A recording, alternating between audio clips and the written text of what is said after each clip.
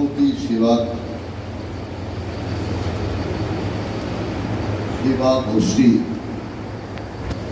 যারা দাতন মানব কল্যাণ সমিতির নামে সমাজের বিভিন্ন ক্ষেত্রে সেবার মাধ্যমে মানুষ সেবার কাজ করছে,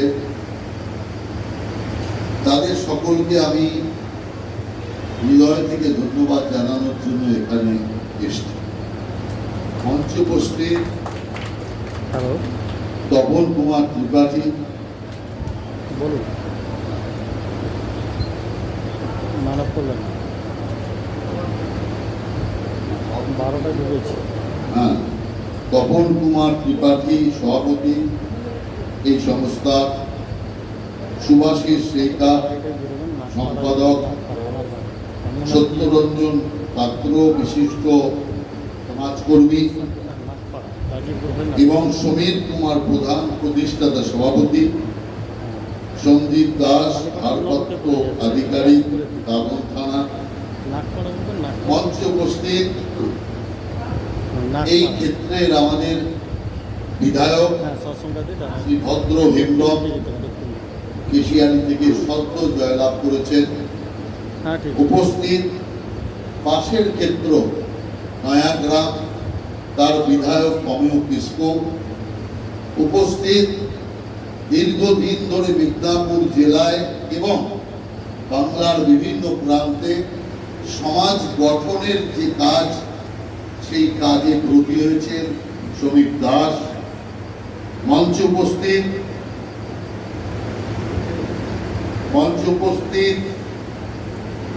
শঙ্কর হয়ে গেল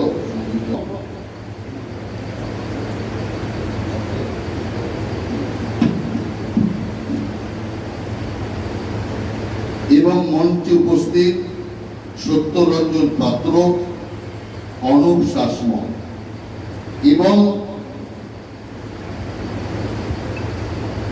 এবং যার আদেশে কিংবা যার বিশেষ আগ্রহে আমি এখানে এসেছি, তিনি আপনাদেরই এখানকার ভূমিপুত্র, দাতনেরই ছেলে, অধ্যাপক বিমল শঙ্কর নন্দ। আর বিমলদার আদেশে আরেকজন আমার সঙ্গে আছে, দাতন প্রেমী, নিজের ভূমিপুত্র এখানকার, আমার সহযোগী নিত্য গোপাল জানা। তো বিমলদার আদেশ পালন করার জন্য বারবার এই দুজন দুদিক থেকে এত আগ্রহ করেছেন যে আমি এখানে এই সময়টায় অত্যন্ত কঠিন সময়, তবু আমি আসতে পেরেছি। আর এসে আমি বিমল শঙ্কর তাকে ধন্যবাদ জানাচ্ছি যে আপনি একটা উচিত জায়গাতে উচিত পরিবেশে আপনি নিয়ে এসেছেন। প্রথমেই যেটা আমার মনে যেটা আনন্দ লেগেছে যে আজকে এখানে এসে ভগবান রামকৃষ্ণের পাদ স্পর্শ করে আশীর্বাদ নিয়ে, মা সারদা মায়ের পাদ স্পর্শ করে, বিবেকানন্দের পাদ স্পর্শ করে এই যাত্রা শুরু করলাম আমি। আর স্বাভাবিকভাবে সবচেয়ে শক্তিমান হচ্ছে ভগবান, তার উপরে কেউ। অতএব সেই কারণে আপনি যতই যা করুন, সব বিধির বিধান। সেই জন্য হিন্দি ভাষীরা বলে, ওই হোগা जो রাম রচি রাখা, ওই হবে যা রাম ঠিক করে রেখেছে, ভগবান নারায়ণ ঠিক করে রেখেছে, এর বাইরে কিছু হওয়ার। আমি স্বাভাবিকভাবে আপ্লুত আপনাদের এই কর্মকাণ্ড দেখে।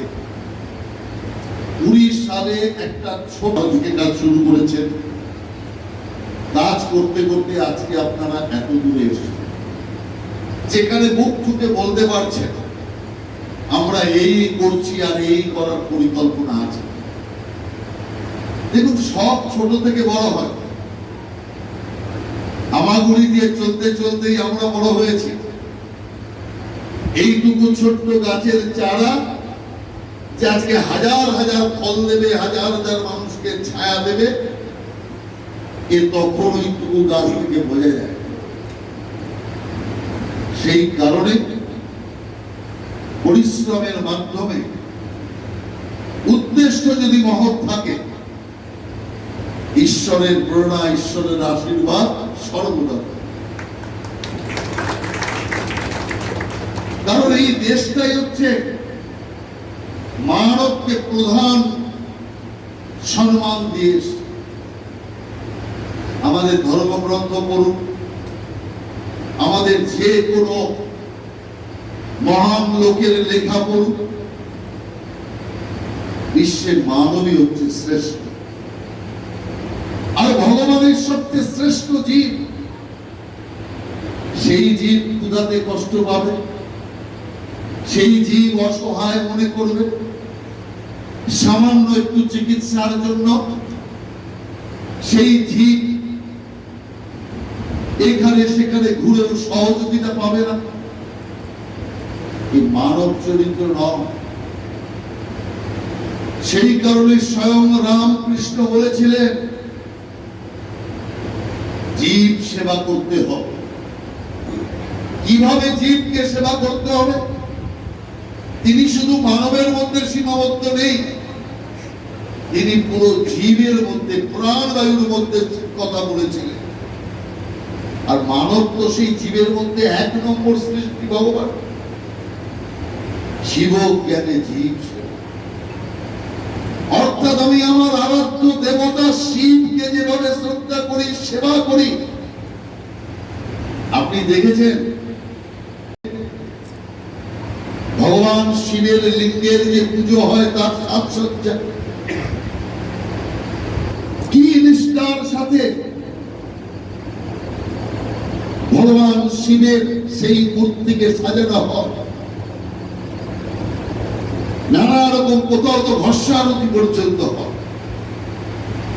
তো যে পবিত্র মন নিয়ে, যে পবিত্র উদ্দেশ্য নিয়ে, যে সমর্পণের ভাব আর সেবার মনোভাব নিয়ে আমরা শিবকে সেবা করি, শিবকে পুজো করি, একই মনোভাব নিয়ে জীবকে পুজো করার কথাই রামকৃষ্ণ বলেছে। বহু মানুষ বলেছে যে মানুষ সমাজবদ্ধ জীব, আর সমাজবদ্ধ জীব তখনই বলে যখন পুরো সমাজ একসাথে উঠে দাঁড়ায়। পৃথিবীতে আর কোন ধর্মগ্রন্থ পাবেন না, তার কোন কালচার পাবেন না, যে কালচার বিশ্বকে আমাদের আত্মীয় বলছে। বাকি যত ধর্ম আপনি যান, মুসলমান ছাড়া বাকি কাফের, খ্রিস্টান ছাড়া বাকিদের কোনো দেখবার দরকার নেই। এইরকম জনগণের মধ্যে ধর্মীয় বিভাজন একমাত্র আমাদের সনাতন সৃষ্টি, সনাতন কৃষ্টি শিখিয়েছে বসুদৈব কুটুম্বকম।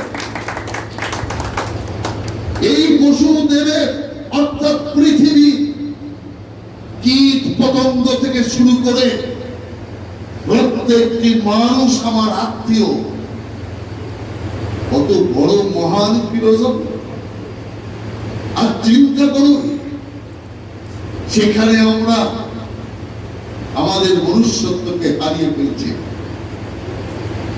ভগবান রামকৃষ্ণ বলেছিলেন,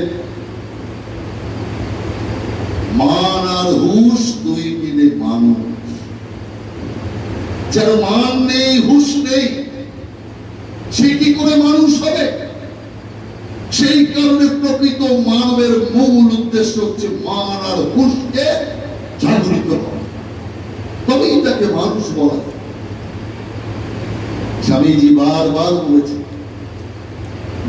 রামকৃষ্ণ পরমহংসদেবের সবচেয়ে সুযোগ্য শিষ্য বিবেকানন্দ সেবাকে সব সময় প্রাধান্য দিয়েছে। সেই কারণে তার তৈরি সংস্থা আজ সারা ভারত নয় বিশ্ব জুড়ে সেবার কাজ চালাচ্ছে। সেই কারণে সেবাকে প্রাধান্য দিয়েছে। আমি ঢুকতে ঢুকতে পাশে নেতাজির মূর্তি আছে। স্বয়ং নেতাজি কি বলেছিলেন যে আগামী 10 বছর, ন্যূনতম 10 বছর ভারতের জনগণের চরিত্র গঠনের বর্ষ হওয়া উচিত। অর্থাৎ চরিত্র গঠন মানে কি? প্রথম তো হচ্ছে মানবের প্রতি প্রেম, তারপর দেশের প্রতি প্রেম, তারপর বিশ্বের প্রতি প্রেম। নিজের এলাকার প্রতি প্রেম জাগলো না, আর তার বিশ্ব সমাজের প্রতি প্রেম জেগে যাবে। কর্তব্য জ্ঞান হতে পারে, হতে পারে। সেই কারণে ভারত এমন একটি দেশ, যে দেশের এ মাথা থেকে ও মাথা সর্বত্র আপনি দেখবেন সেবাকে সবচেয়ে বড় প্রাধান্য দেওয়া হয়েছে। ঈশ্বরও কি বলছে? ক্ষুধার্ত মানুষকে অন্ন দান, এর চেয়ে বড় আর ঈশ্বরীয় কাজ হতে পারে না। এই সভ্য জগতে মানুষ খিদেতে পড়বে, মানুষের মুখে খাবার থাকবে না, মানুষ তার ন্যূনতম চিকিৎসা পাবে না। ঈশ্বরের আশীর্বাদে শারীরিক একটু কম থাকার জন্য তার ভেতরে যে মনুষ্যত্বের অন্যান্য গুণ আছে তার বিকাশ হবে না। আমরা তো দেখলাম ঋষি বঙ্কিমচন্দ্রের বন্দে মাতরম কিভাবে এখানে নৃত্যের মাধ্যমে ধ্বনিত হলো। স্বাভাবিকভাবে গর্ব হচ্ছিল, আর এটাও মনে হচ্ছিল সবাই সবকিছু পারে, কারণ ঈশ্বর প্রত্যেককে আশীর্বাদ দিয়ে রেখেছে, শুধু প্রচেষ্টা দরকার। আমরা শুধু যেন প্রচেষ্টা করি, এটাই হচ্ছে মূল কথা। সেই কারণে আপনি দেখুন ভারতীয় সংস্কৃতির শুরু থেকে দেখে আসুন, বলিদান আর অপরের জন্য কর্ম, এটাই হচ্ছে মূল ধর্ম। সেবার চেয়ে বড় ধর্ম আর কিছু নেই। সেবার মধ্যে কোনো ভেদাভেদ রাখারও কোনো প্রয়োজন নেই, কারণ প্রত্যেকটি মানুষ হচ্ছে ঈশ্বরের দায়ী। সেই কারণে ভারত আজও মহান কেন? আপনি দেখুন এইখানে 500 বছর মোগলরা শাসন করেছে, দেব দেবীর মূর্তি ভেঙে, মন্দির ভেঙে মসজিদ বানিয়ে দিয়েছে। 700 বছরের গোলামিতে থাকতো, তার ধর্ম পাল্টে যেত সব। একটাও আফ্রিকান কান্ট্রি খ্রিস্টান ছাড়া কেউ ছিল না, সব যিশু ভক্ত। আর এই কয়েক বছরের মধ্যে আজকে যান, একটা নাম বলুন, একটা ছোট্ট বিন্দুর মতো আফ্রিকান দেশ যেটা খ্রিস্টান আছে, সব এখন আল্লাহর নাম করছে। তাহলে কয়েক বছরেই যদি একটা রাষ্ট্রের পর রাষ্ট্র, একটা মহাদেশ তার ধর্ম, জাতি, তার সব কিছু সত্তা পরিবর্তন করে ফেলে, তাহলে 700 বছরে ভারত করলো না কেন? আমাদের মাধ্যমেই সৃষ্টি হয়েছে সেবা মনোভাব। এই সেবার মনোভাব আমাদেরকে জুড়ে রেখেছে, এক আত্মার সাথে আরেক আত্মাকে জুড়ে রেখে দিয়েছে। সেই কারণে ভারতকে শেষ করা যাবে না।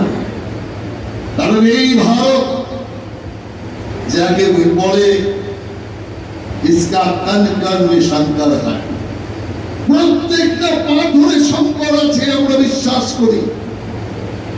এই সেই ভারত যেখানে মা লক্ষ্মী শ্রীকৃষ্ণের বিচরণ ভূমি, স্বয়ং ভগবান রামচন্দ্রের জন্মস্থান, বজরঙ্গলির কর্মস্থান, অতএব তো দেবভূমি। দেবভূমি সমাপ্ত করতে পারে না, যে কারণে সব ধ্বংস হয়ে গেছে। সনাতনী ধ্বংস হয়নি, সনাতনী মা তন্ত্র। আর এই সনাতনী শিখিয়েছে আমাদের সেবার কালচার। তাই আমি আপনাদের সকলকে ধন্যবাদ জানাই, যারা দাতন মানব কল্যাণ সমিতির পক্ষে কাজ করছে, যারা এর সাথে অঙ্গাঙ্গিক বা দূর থেকে জুড়ে আছে, তাদের প্রত্যেককে আমি ধন্যবাদ জানাই যে আপনাদের মহান প্রচেষ্টায় এই সেবা কেন্দ্র অনেকটা এগিয়ে এসছে। ঘবরানোর কোনো এখন দরকার নেই। এতদিন লুটের রাজনীতি ছিল, কাটমানির রাজনীতি ছিল, নেওয়ার রাজনীতি ছিল, দেওয়ার রাজনীতি ছিল না। এবার দেওয়ার রাজনীতি শুরু হয়েছে। অতএব চিন্তার কোনো কারণ নেই। অতএব যারা ঈশ্বরীয় কাজ করছে, মন্দিরে পুজো দেওয়ার চেয়ে মহৎ কাজ হচ্ছে মানুষ সেবা করা। ঈশ্বর তাতে বেশি খুশি হয়। সেই কারণে আপনারা যে ঈশ্বরীয় কাজ করছে, এই সেবা কাজ হচ্ছে ঈশ্বরীয় কাজ, ভগবানের কাজ। ভগবান আপনাদের পাশে থাকবে, আর যারা ভগবানের কাজ করবে আমাদের মতো লোকেরা তাদের পাশে থাকবে। যে কারণে দেখুন 2 বিধায়ক ছুটে এসছে, যে কারণে বিমল শঙ্কর নন্দের মতো একজন লোক, যিনি একজন অধ্যাপক, যিনি অন্যান্য কাজে ওখানে প্রচুর ব্যস্ত থাকেন, তারপরেও ছুটে এসছেন কিসের জন্য? দাদনের লোকের জন্য নয়, মানুষের জন্য, কর্ম করার জন্য, মানব সেবার জন্য। সুমিত ছুটে এসছে সেই মিদনাপুর থেকে। সেই কারণে আমরা, এটাই আমাদের উপস্থিতি, আপনাদের সবাইকে এটাই আশ্বস্ত করছে যে শুধু আপনারা নন, দাতন মানব কেন্দ্র শুধুমাত্র আপনারা নন, আমরাও আপনাদের সাথে আছি। আমরাও আপনাদের পাশে থাকব, সহযোগিতা দেব, বুদ্ধি দেব, সব ফলে যাতে আরো বেশি মানব কল্যাণ হতে পারে, মানব সেবা হতে পারে, মানুষের জন্য কাজ হতে পারে। কারণ মানুষের কথা যে ভাবে না সে হচ্ছে অমানুষ, আর মানুষের কথা যে ভাবে সেই প্রকৃত মানুষ। আমরা প্রকৃত মানুষ করতে চাই, প্রকৃত মানুষ হতে চাই। সেই কারণে প্রকৃত মানুষের কাজ হচ্ছে সমাজবদ্ধ মানব জীবনকে সার্থক করা। সেই মানব জীবন সার্থক হবে আমাদের সেবা ধর্মের জন্য, সেবা মনোভাবের জন্য। তাই আমি আমার বক্তব্যকে দীর্ঘায়িত করব না। আরো অন্যান্য কার্যক্রম আছে, বক্তব্য আছে। তাই আমি দাদন মানব কল্যাণ যে কেন্দ্র আছে তার প্রত্যেককেই সভ্য এবং সভ্যাকে অন্তর থেকে ধন্যবাদ জানাই। আমাদের যে সমস্ত বোনেরা এখানে আছেন, এখানে থেকে তারা কাজ করছেন, তারা এখানে থেকে নিজেদেরকে আরো বিকশিত করার চেষ্টা করছেন, তাদেরকে এবং তাদের পরিবার বর্গকেও আমি ধন্যবাদ জানাচ্ছি। এবং আপনাদের সকলের সহযোগিতায় এই মহান সেবা কার্য আরো বেশি অগ্রসর হোক, আরো বেশি সমাজের মধ্যে দৃষ্টান্ত স্থাপন করুক, এই প্রার্থনা জানিয়ে ঈশ্বরের চরণে কোটি কোটি বন্দনা করে মা শারদার কাছে আপনাদের সকলের শ্রীবৃদ্ধি, আপনাদের সকলের মঙ্গল আর এই সংস্থার উন্নতি কামনা করে আমার ছোট্ট নিবেদন শেষ করছি। নমস্কার।